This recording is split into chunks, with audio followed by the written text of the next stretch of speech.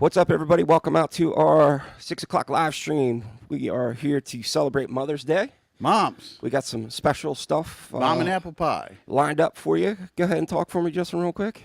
Yeah, mom and apple pie. We got it. Cool. There we go. There we go. Yep, we're good. How's everybody doing tonight, man? Hopefully you had a chance to celebrate Mother's Day, or if you don't celebrate because your mom is no longer here with us, God bless her, and we'll move on from the subject. Anyway, what's going on, man? I had a great morning with my mom. Yeah, dude, you got up and did breakfast and... Yeah. Okay, right on. You cooked her breakfast? I cooked her breakfast. You Cool. know what the worst thing is, though? You know when you burn eggs? So when I make pork roll, egg, and cheese sandwiches, right, I don't make sunny side up eggs. Okay. I just basically make like a little omelet sort of thing and then cut it into pieces. Right. Because it's just easier. I'd have to try to preserve the yolks, but I burnt the eggs this morning, man. Even after going the cheap route? What? Even after going the cheap route, the easy route, you Yeah, still burn them? I've still burnt the eggs. Well, you know, you're not really a cooking type of person. And then the whole, and then afterward, I'll put it away. I'll put it away. I'm like, Moms, the whole point here is that it's Mother's Day. I'll put the stuff away. Yeah. Well, it's typical moms.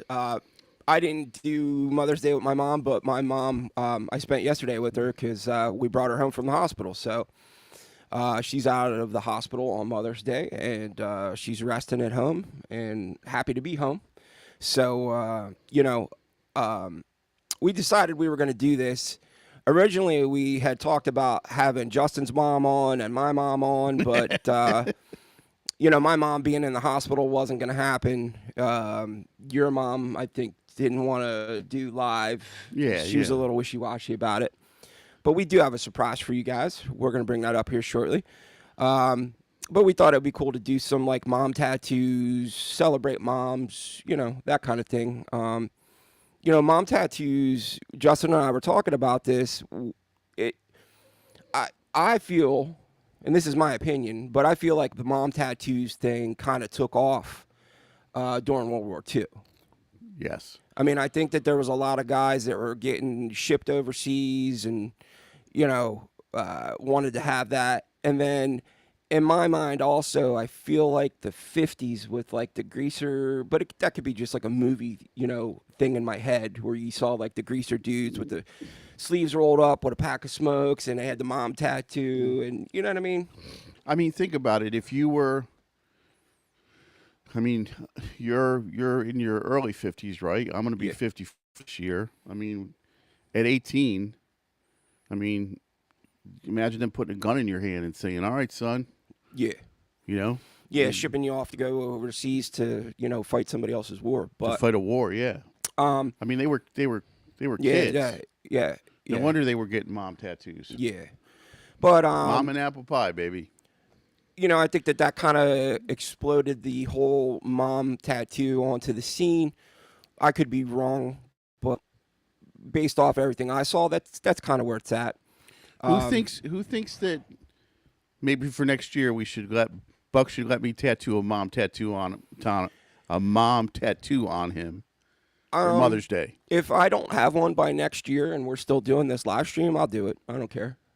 The only reason I don't have a mom tattoo is because I got my dad tattoo after he passed. So all right, yeah. And the funny thing is I left with my mom about it the other day, and I said, yeah, we were gonna have you and Justin's mom on the show, and talk about it or whatever. And my mom was like, well, if I wasn't taking blood thinners, I'd let Justin tattoo me, and I about fell off my chair, dude. Yeah. To me, man, I'm like, I don't see my mom. She's not the tattoo type. But for her to say that, I was like, wow, okay. It would be cool. We could talk about that next year. I got a whole year to back out of it. Nice. So sure, Nice. sure. We could talk about that. I actually have a mom tattoo. Yeah, so we're going to bring that up when we do the other surprise. The other stuff, yeah. The first thing I want to get to tonight is, because he's in here, and Chris talked about getting the horses done last week by Dana Brunson. By Dana. Yeah. And he did actually send me the picture. So let me pull that up for y'all real quick so you can see it. And this is the horses that Dana did for Chris Hawkins. Cherry. Looks phenomenal. Cherry, dude. Yeah, I mean, Dana is an amazing tattoo artist. You got a fine hand. For sure, for sure. So incredible job. Props to you, Chris, for getting that done and sitting down with Dana. Hopefully, you got to talk to him for a good bit during that session because I'm assuming that's like a 2, maybe 3 session tattoo. Hopefully, you got to pick his brain and talk a little history because the dude's chock full of it, man. I mean, I think Dana Brunson is one of those guys that's kind of up there in my mind as like walking an encyclopedia. You don't think Dana did that in one sitting? I think that I thought I saw Chris say he had it was twice. So correct us if we're wrong, Chris. Let us know. Have you ever seen the original of that the painting that's inspired from? Yeah, actually. And I saw a copy. Copy, yeah. At Daredevil. Right. They had a really nice one. Yeah. It's I think it's a copy, but it's old, whatever the one they had there. I talked about Daredevil in my Coleman episode. If you ever get a chance to go to New York City and can go there to check out their museum and then possibly get a tattoo while you're there, the shop is pretty amazing. They have a lot of really good stuff in there. Between Michelle and Brad, they've put together a pretty badass collection. Tons of stuff that you probably won't see anywhere else. So, I think there's a lot of one-offs in his collection. So much so that they, ask that you don't take pictures. So, absolutely, you got to respect them for that. But the Coleman video took off. I was worried that it was not going to. It sat for like a day, and then all of a sudden, boom, it caught fire. And it's turning out to be one of my best videos. And I'm proud of it. I'm proud of doing that. And, I think, sometimes it just comes down to subject matter, man. I mean, I think that there's people out there that, don't really know who Cliff Raven is. That's why a Cliff Raven video didn't do as well. But majority of people, not everybody, know who Coleman is. So yeah. I think sometimes it comes down to subject matter. Ironically enough, right before we started, I just happened to be looking at my stats, and there was a guy that commented about, oh, you're telling me that Wagner's not as da-da-da. It's, whatever, man. Everybody's got their opinion. Everybody's got their favorite. And, if you want to, piss in the wind and say negative shit, that's cool. Everybody's got their own opinion. Thank you to Sarah for the $5 super chat. Hi, Sarah. Thank you. Much appreciated. See, have you ever sort of scrolled through Instagram and looked at just the sheer amount of negative all the negative talk? Yeah. Between the different camps. There's people out there, and I remember those people in high school that were like, hey, if I do the negative thing, I'm going to look like Johnny Badass, or I'm going to look like the outcast, intentionally doing it. So I don't get bent out of shape about people with, negative comments. I mean, everybody's got their opinion. There's just, I think this dude, he's got a chip on his shoulder or whatever, or just one of those guys that want to take a swing at me or whatever, which is fine, cool. And if not, maybe I read it wrong, but you could have did it a different way. There could have been. Thank you for the $9.99 super chat. Thank you. Much appreciated there, Chris. So a really famous story about Wagner. Yeah, go ahead. Right? Since, this guy thought Wagner is like the greatest thing ever. Wagner's tattooing, probably in the Moskowitz barbershop in the back under the stairs. Guy comes in and says, Charlie, I want a good tattoo. Charlie looks up from his work and says, yeah, man, I do cheap tattoos. You want a good tattoo, you go see Lou down the street. You know, and that's not saying that Wagner was a good tattooer. Character was a huge personality in tattooing, Right. but My whole there's thing is that there's not a Wagner style of tattooing. I'm trying to cover as many of the legendary tattoo artists as I can. So for the dude to be like, "Oh, I think you were just trying to pull a subject," well, yeah, that's what I do here, dude. I mean, but like Justin and I were talking about it, and we're like, that's why it's called the Coleman style of tattooing. It's not the Wagner style of tattooing. So I was talking to I'm like a fanboy for Mike Swaggart, works at Electric Tattoo in New Jersey. Just because he's always been a really decent guy to me, always treated me with respect. And I was talking to him years and years ago about being an American traditional tattooer, and he goes, "You know what's funny, Justin? American traditional tattooing is bands and Taz's." He goes, "You're a Coleman style tattooer. Mm. You like black lines, you like heavy shading, you like solid color and simple designs." Right. And you know, Mike is probably, uh, I mean, Mike published a book of Coleman Flash. I mean, Yeah. he's a respected guy when it He, comes to Cap Coleman. right. And Named his kid. yeah, named his kid Coleman. Oh. And Buck won't mention this because he's, you know, I'll mention it because I'm the wingman or whatever. I mean, didn't Mike say something pretty positive about your video? Yeah. I mean, he was like, "Hey, man, you taught me something," and I was floored. Yeah. He didn't. He didn't know. You know who Coleman apprenticed under. And I said to him that I.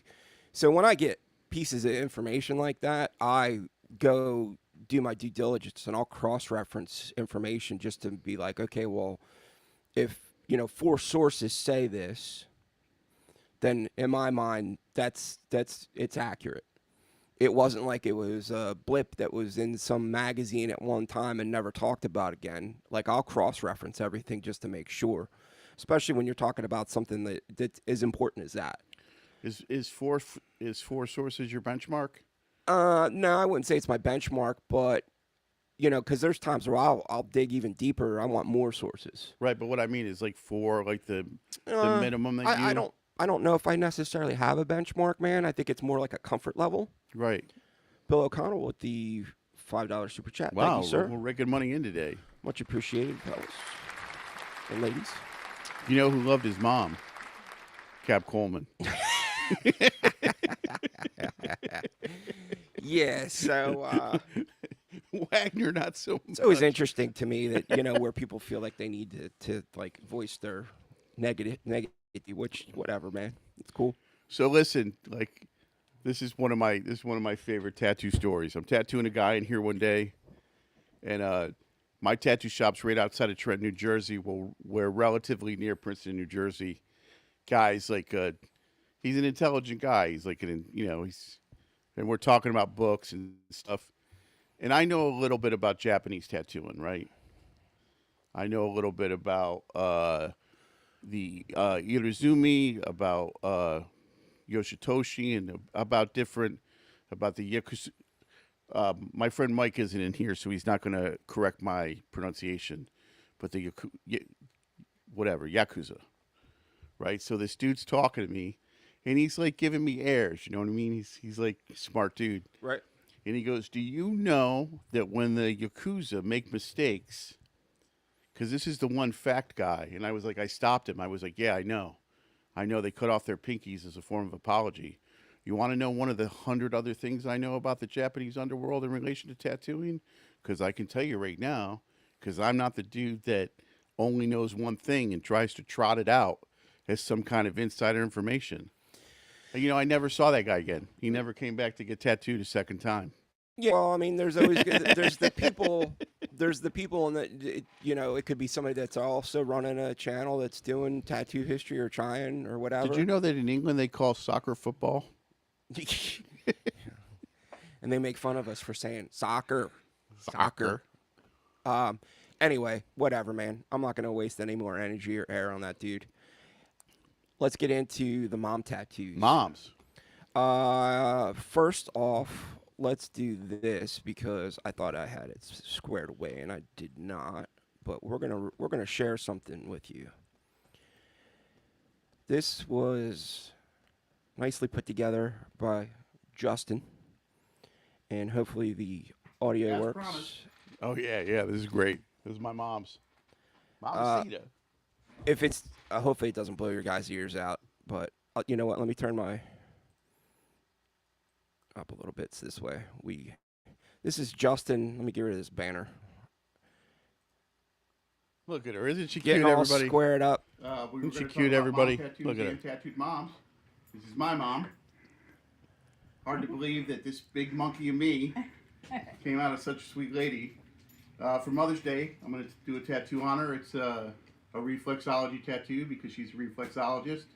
You know, put it out to the universe, hippity dippity. So I'll have some pictures of the fish tattoo, and you can wish her good luck. Thanks. So she corrected me afterward. She is no longer a reflexologist because of her hands. She Okay. gave up doing reflexology after 15 years. Okay. And it wasn't a reflexology tattoo. It was a Reiki tattoo. Okay. That means healing, With touch. but healing from a distance. Okay. Whatever that means. So my mom is a nurse, but she's actually certified in that. Nice. Yeah, she was very much into alternative. Holistic medicine. Yeah, because she worked in the field and obviously saw things that were, you know, whatever. Do you think nurses and doctors see supernatural things sometimes? Oh yeah, dude. Has she told you stories about? Yes, and you know what? Yeah, we could actually have her come on there and. I would be really interested. So let's throw these up here real quick. This is a picture of Justin with his mom, Me and my mom's. and yeah. So this is Justin in the middle of tattooing his mom. And I asked Justin today. I said, "Was this your mom's first tattoo?" And he said, "No. No. She's She's been tattooed 4 times. I did not know that." Yeah. Because you know what? I don't think I've ever seen a tattoo on your mom, so I never even thought about it. All on her legs. Okay. So that would be why then. And then this is the tattoo that Justin did. Very simple. Nice and easy. And then before we get into the other tattoos, this is actually Justin's My mom tattoo. Mom tattoo. So that's an Owen Jensen design. This brought up the discussion of me not having a mom tattoo. So this was done on me at Electric Tattoo in Bradley Beach before they moved to Asbury. And was that Schweiger? no, it was Robert Ryan. The Robert Ryan, yes. Okay. I walked in and Binky was sitting there and Mike was like, "You got a couple minutes to tattoo this guy?" And Ryan was like, "Okay." Okay. Yeah. I mean, and he's got some celebrity to him Oh, yeah, absolutely. for doing his Indonesian influenced. So Ryan is really I mean, he travels to India. Yeah. I mean, he's Yeah. very serious. They talked about it in the episode of Vice that he did.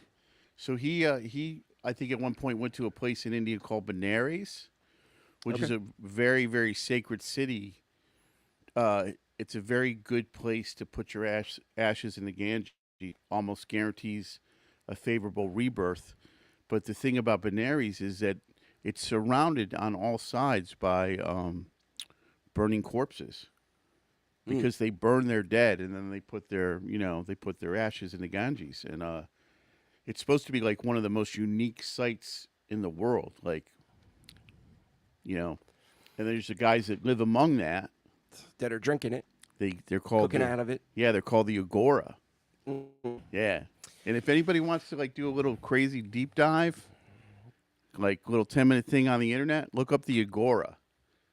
They're yeah. So what I figured we would do is we would throw a little The bit corpse of eaters. other tattoos up here to just show some cool different styles of mom tattoos. I kind of like that one. I mean, it's a little different. It's yeah, man. It's it reminded me of like a Joe Capabianca kind Absolutely. of tattoo. So I thought that was cool.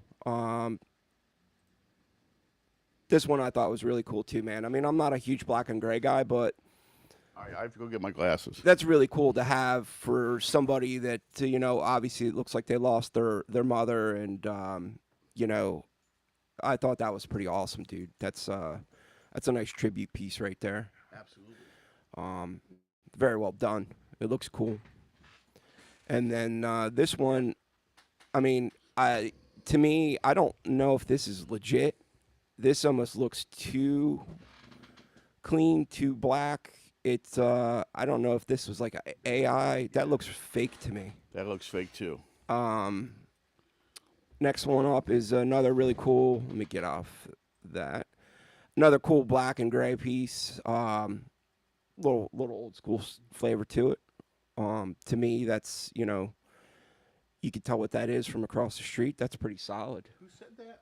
Was it Wagner that said that? You want to be able to tell what a No, I think that was Coleman. was that Coleman? Yeah. Oh, so weird. Interesting. But what did he bring? What did he What did he know? bring to tattooing that was so extraordinary? And then here's another traditional style mom tattoo. I think if I were to do a mom tattoo, it would probably be in that old school American absolutely. traditional flavor. To me, that's I feel like when I think of a mom tattoo, that's what I think of. I know we brought other examples to show everybody, but when I think mom tattoo, man, I think of that old school American traditional style because that's, again, I don't know why in my mind I'm equating it to World War II as the pop-off point for that, but in my mind it makes sense, and we have police activity. Yep. Welcome to Morrisville. Uh, So really two things like when you think of like the hyper masculine environment of tattoo shops during World War II, prior to World War II, like your tigers, eagles, knives, the enemy with the dagger through his head, like yeah, and and even women in general, right? The pinups, pinups. right? Yep. The pinups, they were either scantily dressed or naked, right? Yep. So not a lot of like, The pop off of Sailor Jerry with the hula girls. right? Oh, Sailor Jerry. Somebody else that was influenced by Coleman. By Coleman. Think we're onto something. So we have this hyper masculine environment, right? And then in the middle of all this imagery, right? Guns, cannons, eagles, tigers. We have mom. Mom. Yeah. Like it seems like it was one of the only acceptable expressions of sensitivity. Does that make sense? Yeah. Yeah. Right? Yeah. So just so everybody knows, we have. I'm trying to get more artists to get in on this, but anybody that's in the Philadelphia area, if you want to get a Coleman style tattoo, Justin will do one for 10% off. If you're out in LA, Buddha at Spotlight Tattoo will be more than happy to do a Coleman style tattoo 10% off. Stop in and see him, and I'll do a Coleman style tattoo for way more than 10% off. I'm just saying, I've got Buddha at Spotlight that's in. He's willing to do them on different, tattoos of people that I bring up during episodes. Justin is in for the Coleman one. So if you are a tattoo artist out there and you want to get in on this, email me at info tattoosinreview@gmail.com. and let me know, or reach out to me on Instagram or even on one of these episodes and let me know. I think the more artists that we can get involved with it, I think it'd be even cooler. So this way, we're promoting the people that I'm focusing on the episode. We're promoting the shop. Everybody, it's a win-win for everybody. So, um, there you go. Let's get into some of the comments that we have tonight. It looks like we got our regular crew in tonight, hanging out with us. We got Luz, Sarah, Chris Hawkins, Bill O'Connell, Fudu.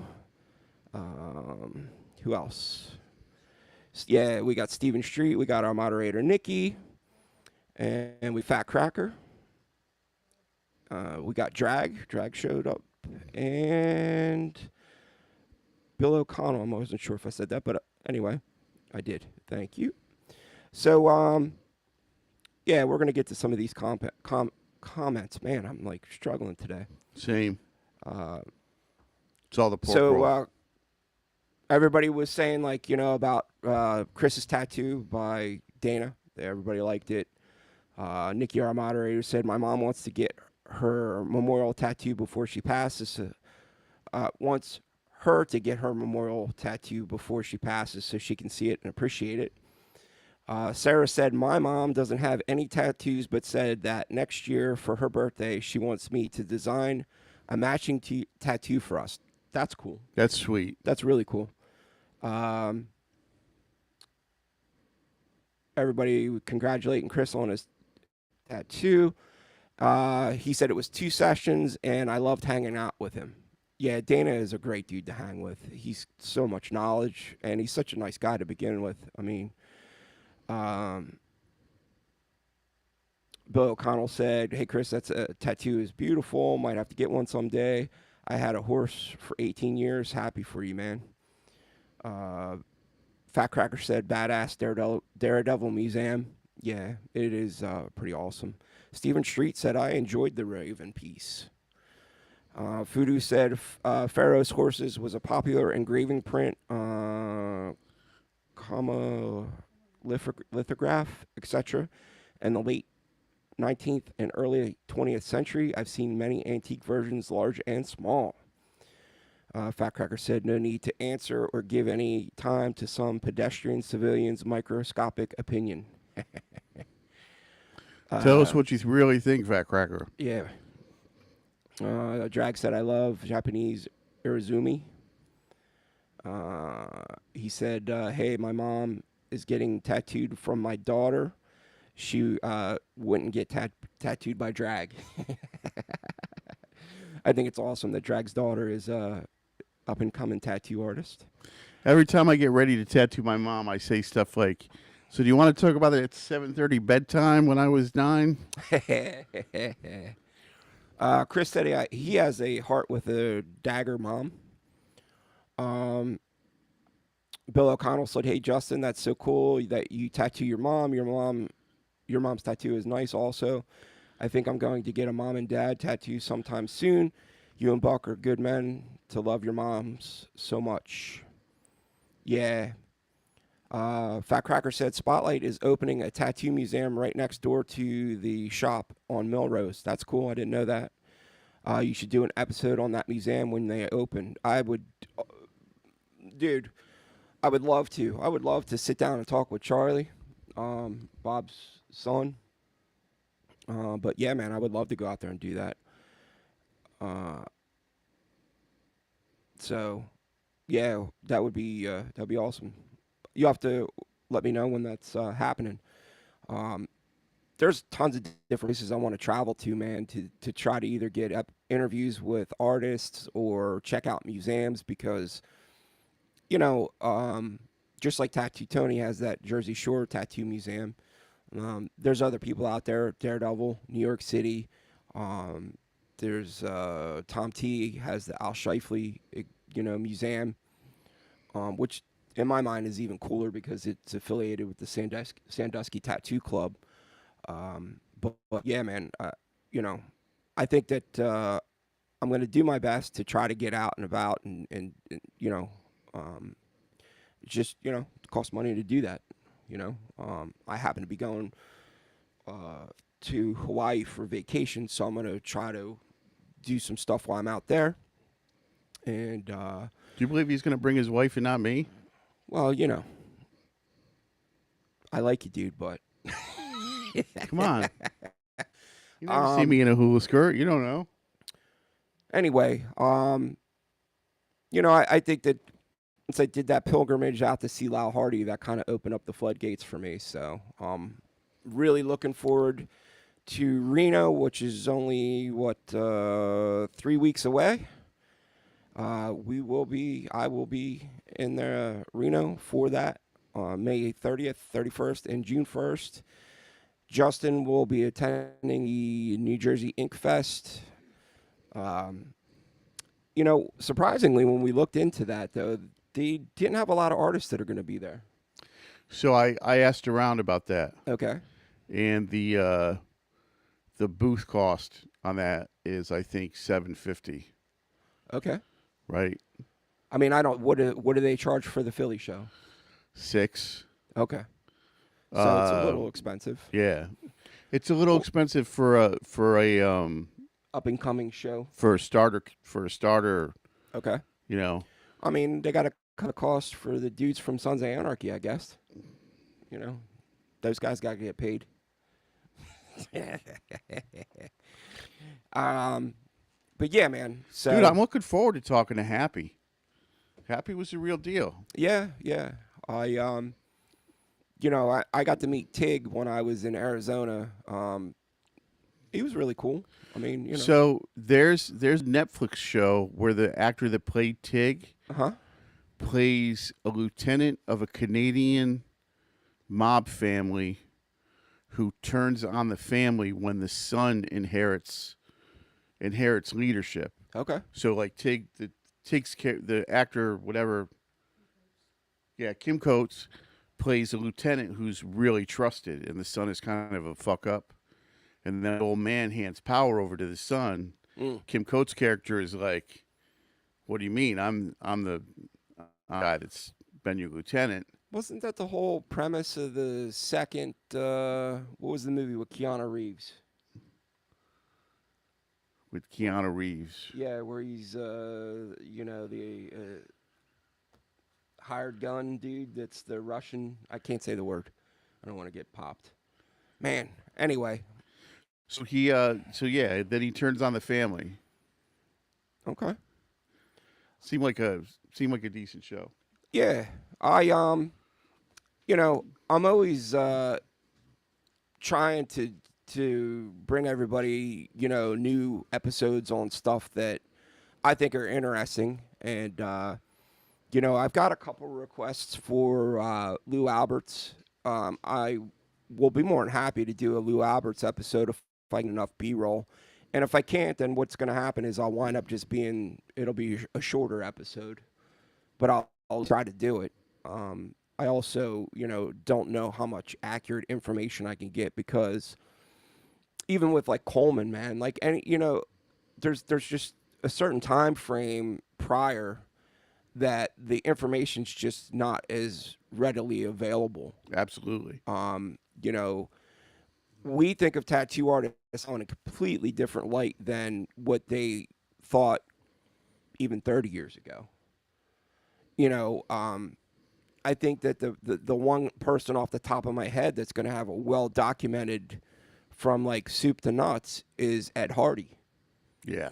And the only reason that he's going to have 100% fully documented was because he's that type of dude where like he kept every piece of flash, every piece, I mean, dude, I don't remember the name of the documentary, but they talk about where he's got like the drawings he did as a kid where him and his buddy had the little fake tattoo shop. Fake tattoo shop. So the dude has held on to everything throughout his career. And I don't, and the thing with Hardy too is, say what you will. I mean, his. I have nothing negative to say about. No, Hardy. I'm not. I'm just saying in the greater, say as you will. Yeah. Because there are different opinions about him, especially in his relation to Jerry's widow. But I mean, nobody did as much for tattooing. for modern tattooing is done Yeah, harder. I mean, like I think he caught a lot of flack with the whole selling his name thing, but But I mean, I mean, there's a whole generation of tattooers that will tell you that Pierce Tarts and True Love, Flash from the Past, uh, the Sailor Jerry books, and Modern Primitives, that they're it. I yeah. mean, that's what launched 1,000 ships. So Um Sailor Jerry, American Tattoo Master. I mean, yeah. I you know, I plan on spending some time with I think it's called the Pacific Northwest Tattoo Museum at Reno for the convention. I already talked to them, so I'm going to have at least an episode I think with those guys. Um it'll be pretty interesting. It's weird for Justin and I because you know, we might not have as much connection with the West Coast guys. yeah. Like for me, I had zero until I met Baba. And then once I met Baba, which you actually introduced me to him, it kind of opened up the floodgates for the West Coast guys. I mean, obviously, look, I knew about like Cliff Bryn, I knew about Bob Roberts, Burt Krim, um, Rick Walters. There's certain characters that you're like, oh man, yeah, I definitely knew about them. But then there's other people that I definitely didn't know as much about, or maybe had heard their name kind of in passing here and there. Um, it's interesting to me though, like I don't want to say there's like a East versus West thing, but there is like this mentality of there's some East Coast guys that are like, nah, man, tattooing is East Coast. And then there's the West Coast guys because of Burt Grimm and those guys that are like, nah, man, West Coast. So What about the guys in the middle? the joke about East Coast tattooing from New Jersey. Mm-mm. So not the joke. That's a bad way to say it. So East Coast Tattooing was a tattoo shop in Jersey for years, and East Coast Tattooing is Coleman style tattooing, right? Okay. And East Coast Tattooing he was a fine line tattooer, but it was at a time he had a shop at a time when everything wasn't as defined as it is now. Mm. That was just a name he picked for his place, but that was like oh yeah, East Coast Tattooing. He Right. does West Coast style. Yeah, I mean, I think that Sailor Eddie talked about it on the episode where he was, he talked about uh, Tap and Eddie going out west, and they couldn't. He found out real quick he couldn't cut it on the West Coast, and then there's guys that came west to east, and they couldn't cut it on the East Coast, and um, I think a lot of it has to do with attitudes of the people. Um, I think it sometimes even has to do with the pace. Like East Coast people are considered to be uh We're aggravated. well, yeah, that's to put it. But we're also fast paced. So when I lived in California as a kid, everybody I lived in, I lived in that apartment with like 15 guys, so we all had to pay $3 a month for rent or whatever it was. Uh, we were all from Boston and New York and Philadelphia because the people from California that hung around with us, because we all played music and everything, and did other things. They were all like, "Dude, you guys are like so aggravated all the time. You're Yeah. always running around." And they say that the further west you go, like by the time you get to Hawaii, there is no linear time. There's just like later. So When are you gonna do it? I lived in Later.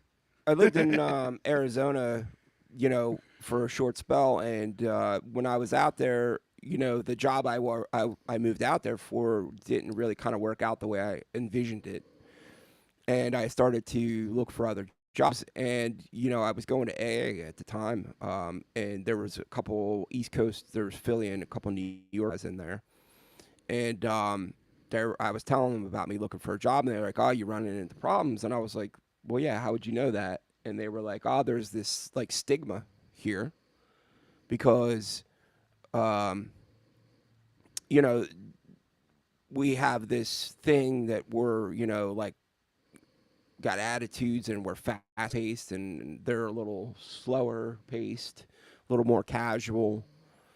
And I always say you can gauge the flow of things by just going to a grocery store.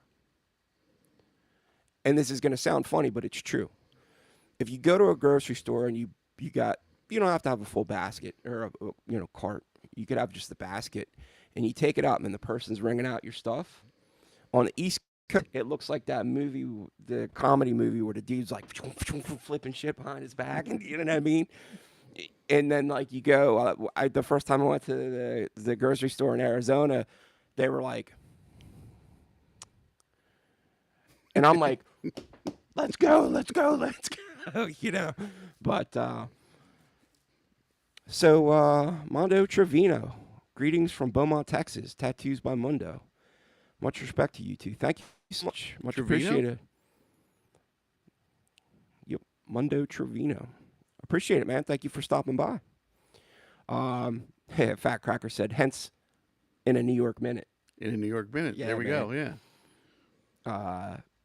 So Fat Cracker said, I think Taki from State of Grace Tattoo has a lot of Ed Hardy's intellectual properties now. He wants Taki and his wife to handle all of his images. That's cool.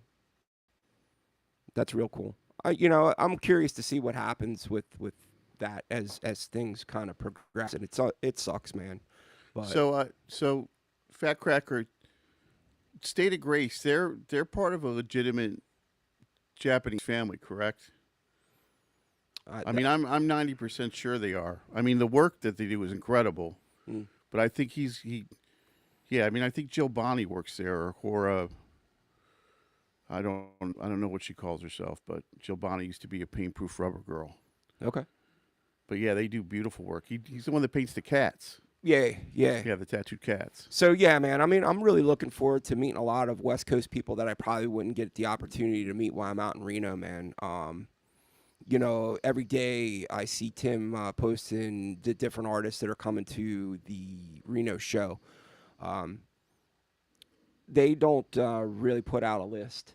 Like Philly, they'll put out a full list of everybody that's attending and every vendor. You know what I mean? And Tim doesn't do that. Tim is trying to keep the Reno show old school traditional way that it was back in the day, minus obviously Instagram and some minor publicity that he did. And to be fair, any publicity that I've seen, it's been Tim reposting somebody else that's going their stuff. So, I'm just really looking forward to meeting a lot of West Coast people. There's obviously people too from the Midwest and whatnot that are going to be there too. Hiroshi the Third, Taki is hardcore Japanese, From Horiyoshi, he's in part of Horiyoshi's family? so he's the third, right?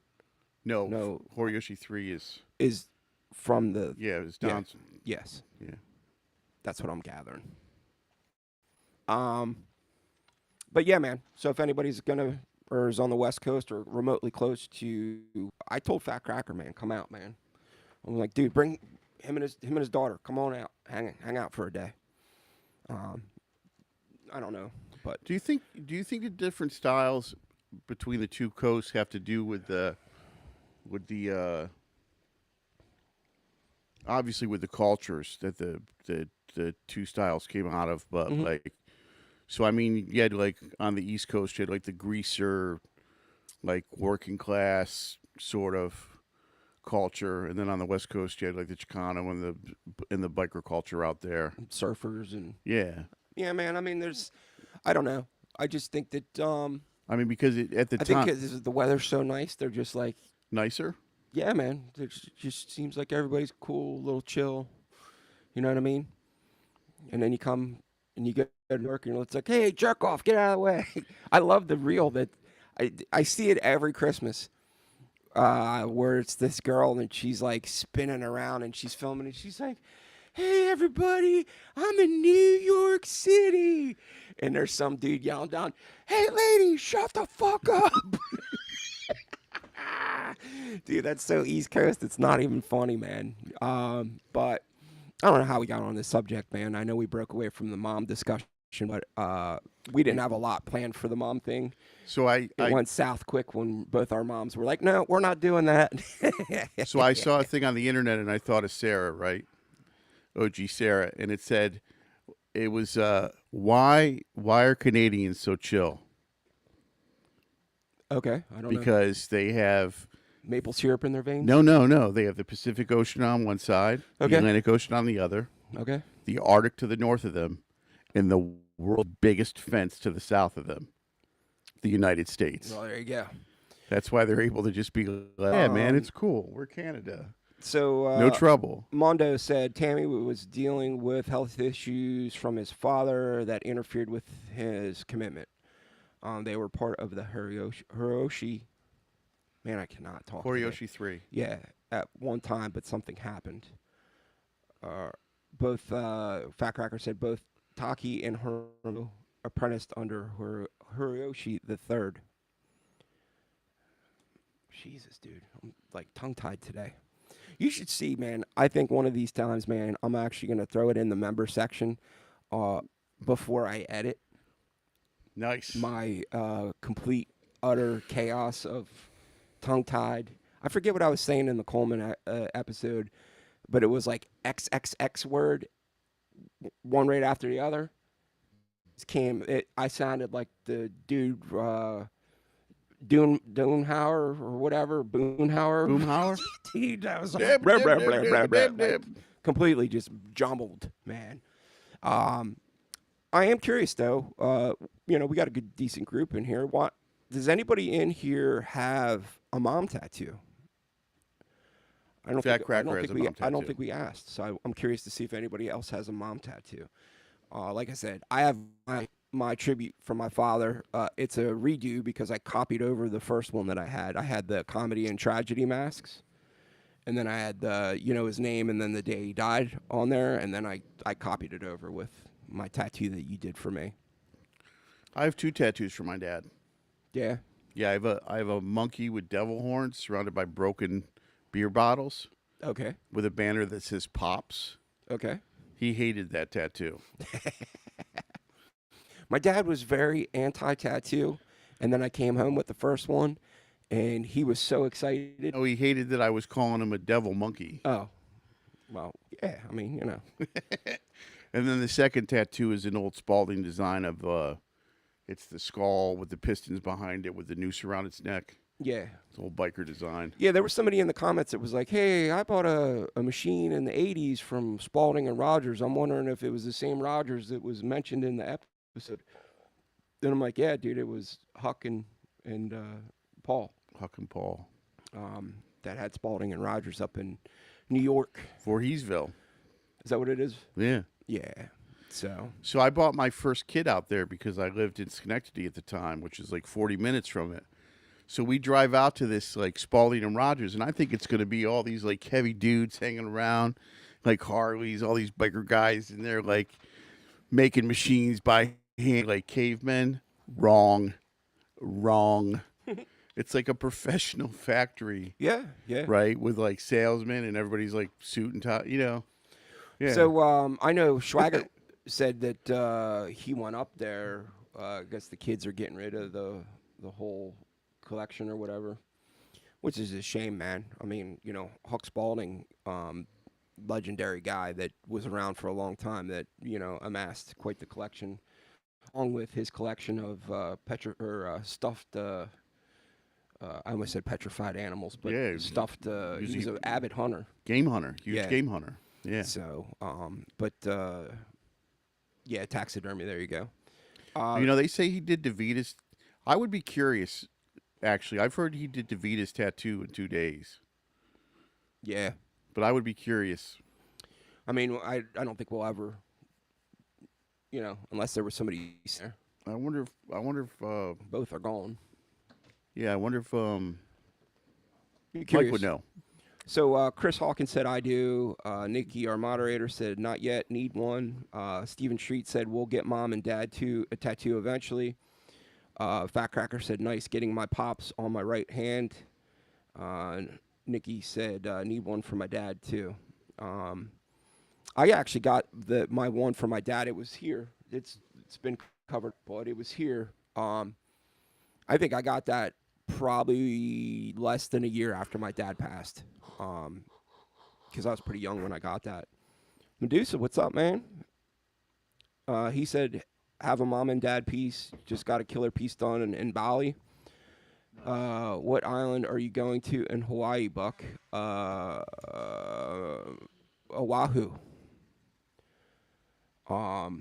So there's two places I'm going to stop when I'm out there. I don't know if I'm necessarily going to get an episode done, but I have ideas. We'll see what happens, but I am going on vacation. So, but that's not going to stop me from trying to at least get something done while I'm out there.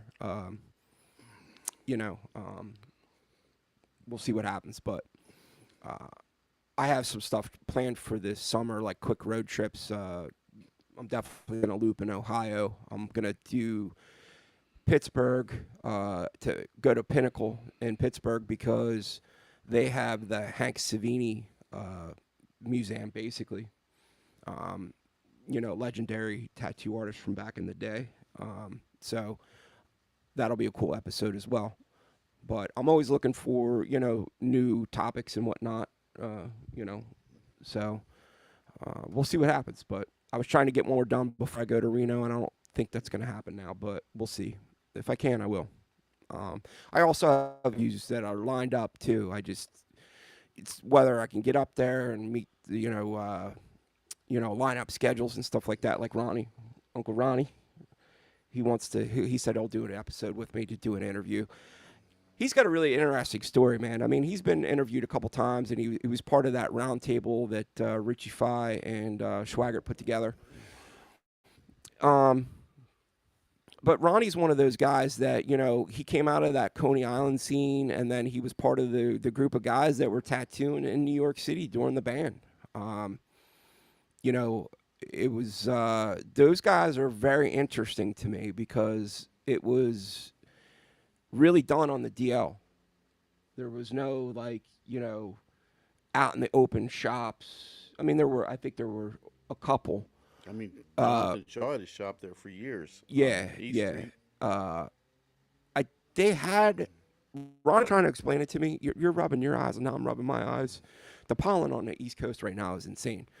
But Ronnie was saying, he was explaining it to me when I saw him last, and he was saying about it wasn't illegal for you to have a shop. It was illegal for you to have the machine in your hand to tattoo.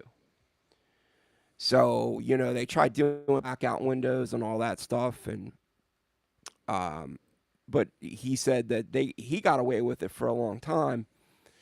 And then he said somebody sat on the windowsill or whatever and knocked some of the blackout down. Mm-hmm. And the inspector, I guess, walked up to the thing as he just was putting the machine onto the guy's skin. And that's how he got his. And then he said, come to find out, it was like a $50 fine.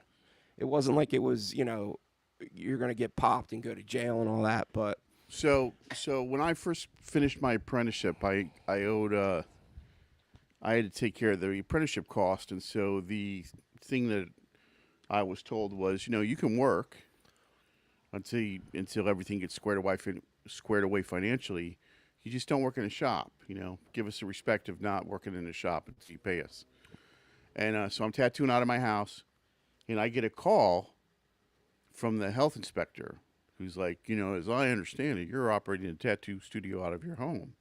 And I'm like, no, sir, I'm not. He's like, well, whatever it is, you better stop. And I was really a little intimidated, right? I'm like, I can't have the health inspector in here. And then after buying a shop and talking to the health department about people tattooing in their homes, I found out that it's almost impossible to bust a home tattooer. Mm-hmm. The health inspector was like, you do realize to enter somebody's home, you need a search warrant. Right. Right? I mean, and to get a search warrant, you usually need to see 2 confirmed drug buys. Or worse. Right. Yeah, or worse. Yeah. Yeah, this health inspector I was talking to, after I bought my shop was like, yeah, there's nothing we can do. That was the extent of the dude's ability, really, Right. It was was to give you a little bit of a scary phone call. yeah, yeah. So Chris Hawkins said, check out Queen Street when you're out there. Medusa said, check out Harry. He's the current owner at Old Ironsides. It's the location of Sailor Jerry's shop on Smith Street. And then Fat Cracker said, Fun City, Jonathan Shaw was open at some point during the band. He definitely was. He definitely was. So I got tattooed. Shit. I want to say it was on. I get confused about the Lower East Side. It was below St. Mark's Place, so it was below 8th Street, but it was above Houston somewhere. And basically, it was pre-ban, or yeah, it was pre-lifting of the ban. And all these tattooers had just rented a storefront and put stalls in there. Right. And I guess they just, whatever, the cops weren't that concerned with that part of the neighborhood, or Yeah. you know. So Fat Cracker just said, if anybody wants to see a good tattoo documentary, check out Scab Vendor. Scab Vendor, yeah. It's about Jonathan Shaw in Fun City. Yeah, man. I know, like Baba, there was a couple people that went to that, the premiere of that, and they said it was phenomenal. But yeah, it's So Furry's pretty good friends with Jonathan. with Jonathan, and what he had said was that Jonathan gets very honest, and about some of the ups and downs. Right. When there's the money and the popularity, things get Yep.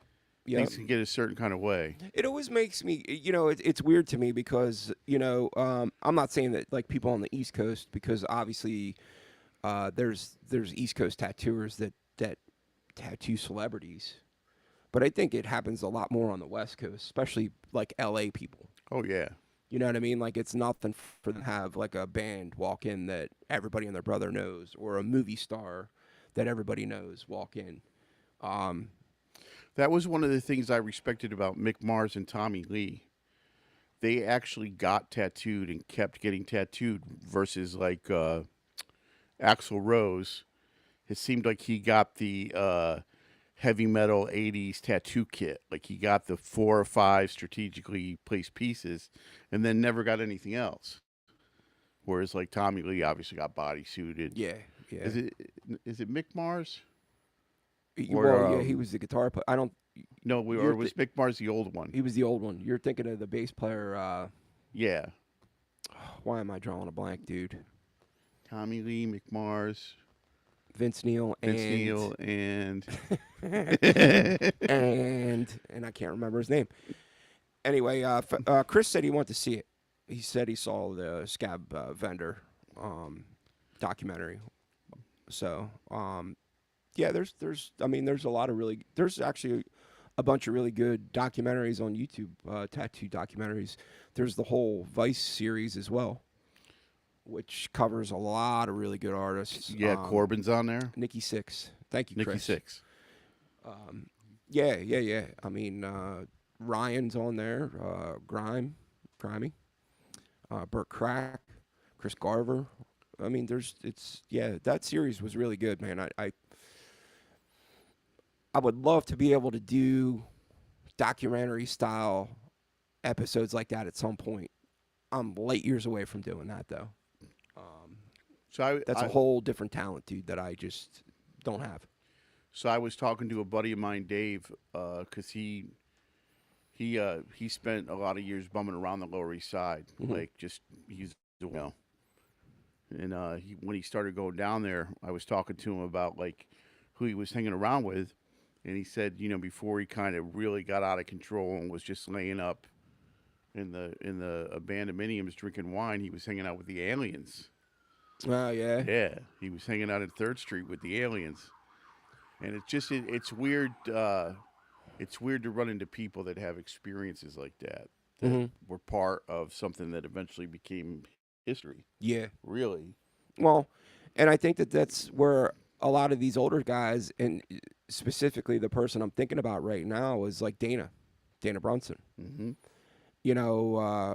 That was one of the things that I kind of like ran past him, or we talked about, was I was like, man, it kind of it almost doesn't compute in my brain where that you were around so many like big name tattoo artists that you just are like, they're just my friends. Yeah. And he was like, well, that's because we never thought of it the way it's, you know, I'm gonna say portrayed now, but that's probably not the right word. Um, No, I mean, I read a letter between Lyle Tuttle and somebody once. It was a published letter, I think, in Skin and Ink magazine, and it was about some decent sized city, like a Cincinnati or Des Moines, and it was like, how does this guy think this town can have two tattooers in it, right. right? Like when they say it was a small community, Yeah. it was a small community.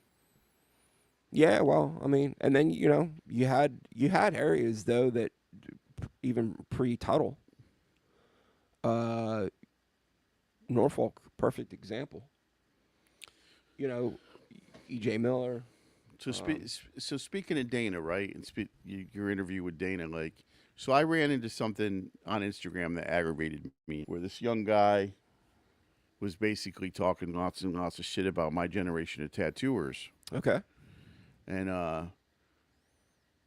like my initial reaction was like, yeah, of course he wouldn't like my generation of tattooers because we would have beat him up for his lunch money, but and then I began to think about Dana's reaction, right? Dana's reaction to like some of that stuff, that generational stuff where he's like, I got mom, like there's nothing these young guys can do that's going to affect me because I'm already established. Right. And I was thinking a lot about like, it really is a young man's game or a young person's game or a young, whatever the fuck it is now, game. Like I don't, I don't know. I don't understand what 20-year-olds are into. Right. You know, Yeah. I mean, and I shouldn't. I'm I old enough to be their dad. I agreed with Dana's take on it. I also agreed with Joey Knuckles' take on it, and he was just like, look, man, the younger generation right now does phenomenal work, and yeah, that some of them might not be too, they could give two shits about the history of it, but they will eventually. But they will. Yeah. I think that the longer you do, this craft or any craft really, you're going to start to wonder about the stuff that happened way before you. I think that there's going to always be the people out there, just like we were talking about earlier, that are going to be the negative people that are in it for the negativity. And they're going to be, I mean, I ran into that in the music business, and we've talked about this before, dude. I mean, I worked with a band one time, and they were a really good band, and they were getting ready to get signed by Roadrunner. And we were all messing around before a gig one day, and the dude was like, F Led Zeppelin, man, bunch of has-beens, blah, blah, blah. And I'm like,